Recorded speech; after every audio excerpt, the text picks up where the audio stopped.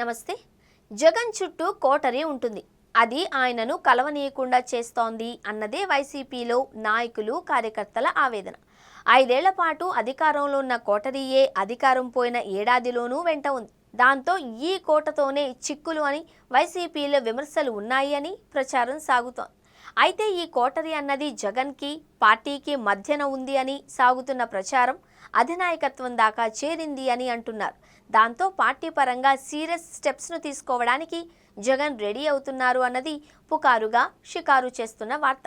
జగన్కు నీడగా 5 ఏళ్ల పాటు ఆయన అధికారంలో ఉన్నప్పుడు ఉన్న సజ్జల రామకృష్ణారెడ్డి అప్పట్లో ప్రభుత్వ సలహాదారుగా వ్యవహరించారు. ఇప్పుడు అధికారం పోగానే ఆయనకు కీలకమైన పార్టీ స్టేట్ కోఆర్డినేటర్ పదవిచ్చారు.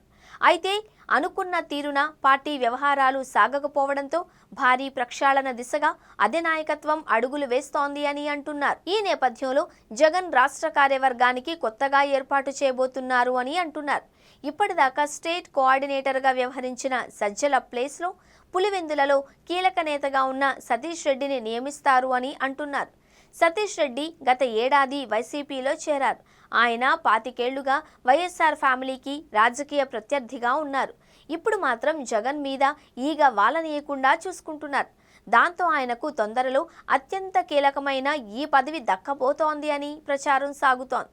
ఆయనను వైసీపీ రాష్ట్ర ప్రధాన కార్యదర్శిగా నియమించడంతో పాటు స్టేట్ కోఆర్డినేటర్గా కూడా బాధ్యతలు అప్పగిస్తారు అంటున్నారు. అదేవిధంగా సజ్జలకు పార్టీ అనుబంధ సంఘాలను కోఆర్డినేట్ చేసే బాధ్యతలు అప్పగిస్తారు అంటున్నారు.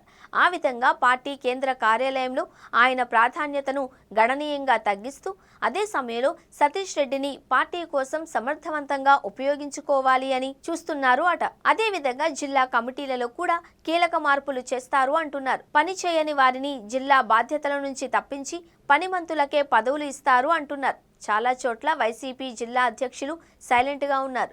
అదే సమయంలో పార్టీని బలోపేతం చేసే విషయంలో ఉదాసీనంగా వ్యవహరిస్తున్నారు.